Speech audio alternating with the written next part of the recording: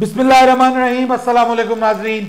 मैं हूं बाबर हयात और आप देख रहे हैं 24/7 उर्दू न्यूज पर होम एक्सपेंस के ताउन से बाबर हयात शो। नाजरीन, इंग्लैंड के हाथों हजीमत वाली शिकस्त के बाद, इबरतनाक शिकस्त के बाद अब पाकिस्तान क्रिकेट के लिए एक बुरी खबर आई है। और वो बुरी खबर जिसके बारे में ऑब्वियसली हम पहले से हमें खदशा था कि ये होने जा रहा है, वो अब खबर कंफर्म हो गई है। इससे पहले हमें पता चला था कि जो हारिस रऊफ हैं, जिन्हें इस मैच में डेब्यू करवाया गया, वो शायद मुल्तान टेस्ट से बाहर हुए हैं। लेकिन अब बुरी खबर यह है कि वो ना सिर्फ मुल्तान टेस्ट से बाहर हुए हैं बल्कि वो ओवरऑल इंग्लैंड सीरीज से बाहर हो गए हैं। उनकी इंजरी कैसी है, इंजरी की नोयत क्या है, इसके हवाले से आपको अपडेट करूंगा। उनके साथ जो हुआ, जो बड़ी ज्यादती उनके साथ हुई, उस पर भी बात करेंगे।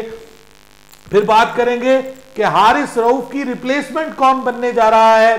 इस हवाले से दो नाम सामने आ रहे हैं, उनमें से किसी एक को रिप्लेसमेंट बनाया जाएगा, इसके ऊपर भी बात करेंगे। और फिर बात करेंगे कि रमीज राजा ने टीम के साथ जो खिताब किया है, उसकी कुछ अंदर की कहानी सामने आई है, वो भी, उसको भी आप, उसके हवाले से भी आपको अपडेट करूंगा। सो अगर आप हमारे नए व्यूअर हैं तो प्लीज हमारे इस चैनल को जल्दी से कर दीजिएगा सब्सक्राइब और बेल आइकन को पुश करना मत भूलिएगा। मुझे फॉलो कीजिए इंस्टाग्राम पे @बाबर-हयात शो और हमारे पेज को फेसबुक पे लाइक कर लीजिएगा। तो बात यह है कि जनाब, शुरू से इस खदशे का इजहार किया जा रहा था कि एक बॉलर जिसकी बॉडी तैयार ही नहीं है टेस्ट क्रिकेट के लिए, वो सिर्फ 8 फर्स्ट क्लास मैच खेला है, जिसमें से भी तकरीबन 4 वो काउंटी क्रिकेट में जाके खेला है, जहां पर पिचेस जो है वो बड़ी जबरदस्त होती हैं, बॉलर्स को मदद मिलती है और बॉलर्स को ना ज्यादा जोर लगाना पड़ता है, ना ही ज्यादा एक्स्ट्रा ऑर्डिनरी एफर्ट्स करनी पड़ती हैं। सीमिंग कंडीशंस होती है इंग्लैंड में, वहां पर उन्होंने खेले।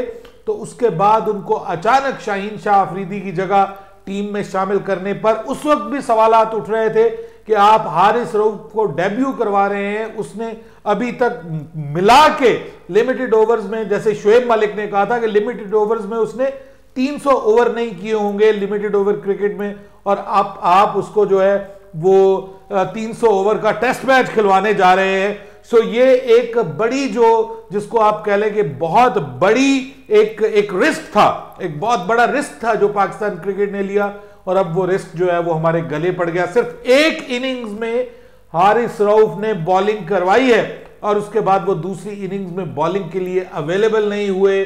बैटिंग के लिए जरूर आए लेकिन बॉलिंग के लिए अवेलेबल नहीं हुए आखिरी इनिंग्स में।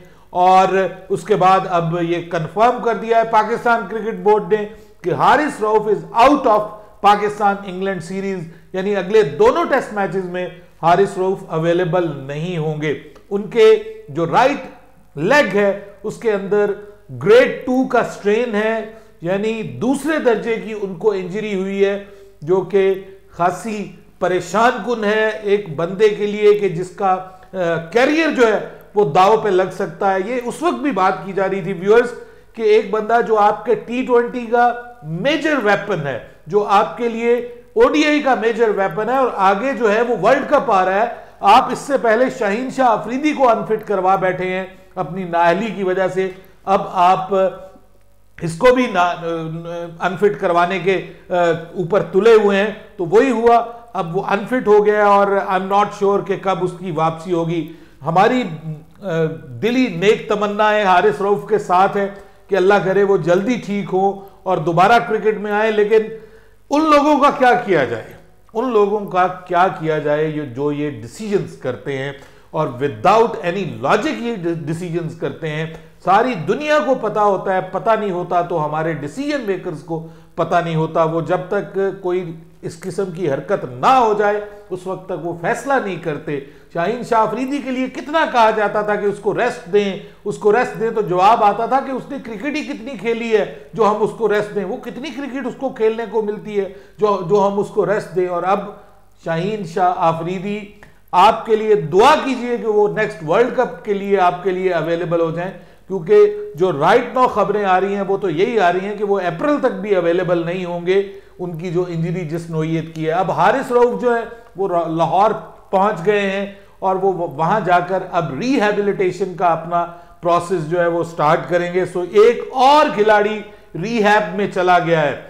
ये बुनियादी तौर पर गलत फैसला साजी, नाअहली और जिसको आप कहते हैं ना कुंद ज़हनी, यानी डफर किस्म के जो ब्रेन्स हैं जो पाकिस्तान क्रिकेट को चला रहे हैं, ये उन सब का कसूर है। कहां है चीफ सेलेक्टर, कोई जवाब देगा? वो कहां है आपका जो कोच है और जो बाबर आजम, मतलब ये जवाब देंगे कि क्यों इनको सिलेक्ट किया गया? हालांकि आपके डोमेस्टिक क्रिकेट में परफॉर्म करने वाले लड़के मौजूद थे, लेकिन आपने उनको मौका नहीं दिया। आपने सीनियर्स को इग्नोर किया और सारे जूनियर्स को एक साथ ही लेकर के आ गए। अब हारिस रऊफ के जाने के बाद ऑब्वियसली आपने किसी ना किसी को तो लेके आना है, तो जो रिप्लेसमेंट है उसके लिए अब मोहम्मद अब्बास का नाम लिया जा रहा है। अब आप देखिए कि हम जब कहते थे कि मोहम्मद अब्बास टीम का हिस्सा क्यों नहीं है, यानी जब ये स्क्वाड अनाउंस हुआ था तो बहुत सारे लोग मुझे कहते थे बाबर भाई इतना तो अच्छा स्क्वाड है, आप इस स्क्वाड पे क्रिटिसाइज क्यों करते हैं? मैं उस वक्त भी एक बात, अगर आपने गौर किया, मैंने एक बात की थी कि आपके पास जो combination of experience and youth होना चाहिए। सिर्फ ना तो एक्सपीरियंस सभी लोग होने चाहिए, ना ही सब लोग आप मतलब यूथ के खिला दें और उनको जनाब डेब्यू करवा दें, ये नहीं होता। जब आप किसी को डेब्यू करवाते हैं ना तो कोई सीनियर साथ होता है जो उसको बताने वाला होता है। मैं उस वक्त भी कहता था कि आपको जाहिद महमूद को नहीं खिलाना चाहिए था, अबरार को आप मौका देते, बिल्कुल मौका देना चाहिए था अबरार को, वो ठीक किया आपने। लेकिन उसके साथ यासिर शाह को होना चाहिए था जो बहुत सारी टफ कंडीशंस में खेल चुका है, जो रूट को बार बार आउट कर चुका है, जिसको पता है कि इंग्लैंड की टीम की जो साइकोलॉजी वो क्या है, वो खेल चुका है, वो मुश्किल कंडीशंस में खेल चुका है। अगर आप उसको मौका देते और साथ में अबरार अहमद होता तो अबरार अहमद ज्यादा लर्न करता। लेकिन अनफॉर्चुनेट सिचुएशन ये है कि ना अब्बास को पिक किया गया, ना यासिर शाह को पिक किया गया और सारे के सारे नए खिलाड़ी जो हैं वो पिक कर लिए गए। अब सुनने में ये आ रहा है, खबर ये आ रही है कि बाबर आजम जो है वो सोच रहे हैं कि या तो अब्बास को शामिल किया जाए या फिर हसन अली को शामिल किया जाए। इवन मैं ये समझता हूं कि मोहम्मद अली की जगह अगर हसन अली को शामिल कर लिया जाए तो कम से कम Hasan Ali is way way better than Mohammad Ali. जितनी बेचारे उस लड़के को मार पड़ी है यार, उसका तो बिल्कुल ही टेम्परामेंट हिला के रख दिया है इन्होंने। और इंग्लैंड ने खैर जो क्रिकेट खेली है वो क्रिकेट ही ऐसी है कि वो आपको डीमोरलाइज करने वाली है। यानी वो इतना ताबड़तोड़ किस्म का हमला इंग्लैंड ने पहली इनिंग्स में किया था कि कोई एक्सपेक्ट ही नहीं कर रहा था कि ये हमारे साथ क्या होने जा रहा है। बहरहाल पाकिस्तान अपनी डिफेंसिव अप्रोच की वजह से हारा है और डिफेंसिव अप्रोच पाकिस्तान की काम नहीं आने वाली, ये मैं आपको बता रहा हूं। इंग्लैंड अगले दोनों टेस्ट मैचेस में भी अपना स्टाइल चेंज करने वाली टीम नहीं है, क्योंकि ये वही इंग्लैंड की टीम है जो ऑस्ट्रेलिया में 68 पे ऑल आउट हो गई थी। लेकिन उसके बावजूद इन्होंने अपना स्टाइल ऑफ बैटिंग चेंज नहीं किया। इन्होंने अपना जो नया फॉर्मेट जो जिस तरह का ये इंट्रोड्यूस करवा रहे हैं टेस्ट क्रिकेट में, वो तब्दील नहीं किया कि जी हमारा ये जो है ये मतलब कभी कभार ऐसा होता है कि आपका जो प्लान होता है वो चौपट हो जाता है और अगली टीम आपको जल्दी आउट कर देती है क्योंकि आप अग्रेसिव क्रिकेट खेल रहे होते हैं। तो उस सूरत में आप आउट भी हो सकते हैं, जल्दी आउट भी हो सकते हैं। तो ये उनके जहन में है, वो मैच हार भी जाए लेकिन they are not going to change their style, because ये जो स्टाइल है ये इनको ज्यादा सूट कर रहा है और ये दुनिया क्रिकेट में एक्साइटमेंट लेके आ रहा है। और बिल्कुल इसी तरह से जैसे बेन स्टोक के डिसीजन ने एक्साइटमेंट पैदा की और जिस तरह से उसके दलेराना डिसीजन ने पाकिस्तान को जो है वो शिकस्त से हमकिनार किया और एक जबरदस्त जिसको आप कैसे कहते हैं कि हिस्टोरिक विक्ट्री जो है वो मिली है उनको। बहरहाल अब दोनों टीमें मुल्तान आज पहुंच गई हैं, पाकिस्तान और इंग्लैंड की दोनों टीमें मुल्तान पहुंच गई हैं और अभी चंद घंटों में होपफुली ऐलान हो जाएगा एक एक्स्ट्रा बॉलर पाकिस्तान की टीम में आता है या नहीं आता, ऐलान हो जाएगा और मोस्ट प्रोबेबली हो जाएगा क्योंकि एक सिर्फ हमारे पास मोहम्मद वसीम जूनियर ही 18 रुकनी स्क्वाड में जो हमारे पास मेजर बॉलर के तौर पे आ सकता है, या फिर फहीम अशरफ है। फहीम अशरफ तो एज एन ऑलराउंडर खेल सकता है, तो इसलिए ट्राई ये होगी कि या तो मोहम्मद अब्बास को वापस लाया जाए या फिर हसन अली को, लेकिन चांसेस ज्यादा मोहम्मद अब्बास के बन रहे हैं और मेरे ख्याल में अगर ये डिसीजन होता है तो ये बहुत बेहतर डिसीजन होगा पाकिस्तान क्रिकेट के लिए। दूसरी जानिब रमीज राजा जो हैं वो खासे मायूस है। वैसे ये लफ्ज कितना अजीब लगता है रमीज राजा के लिए कि वो बहुत मायूस है पाकिस्तान की कारकर्दगी से। उन्हें अपने आप में मायूस होना चाहिए, क्योंकि ये जो पिच बनाई है ये अगर ठीक नहीं बनी तो इसका जिम्मेदार ऑब्वियसली हेड है क्रिकेट बोर्ड का, और उसके साथ जो बाबर आजम और सकलैन मुश्ताक भी उसके जिम्मेदार हैं कि उनको पता था कि ये पिच कैसी होनी चाहिए और उनको ये पिच अपने हिसाब से बनवानी चाहिए थी। लेकिन अब वो ये कहते हैं जी हमने जो पिच कहा था हमें वैसी पिच नहीं मिली, हम एक स्पिन ट्रैक चाहते थे, स्पिन बॉलिंग से जो है वो हम इसको इंग्लैंड टीम को जो है वो शिकार करना चाह रहे थे। लेकिन अगर आप स्पिन ट्रैक चाह रहे थे, मैं मान लेता हूं, तो आपकी टीम में 2 स्पिनर क्यों नहीं खेले? ये बहुत बड़ा टेक्निकल क्वेश्चन है।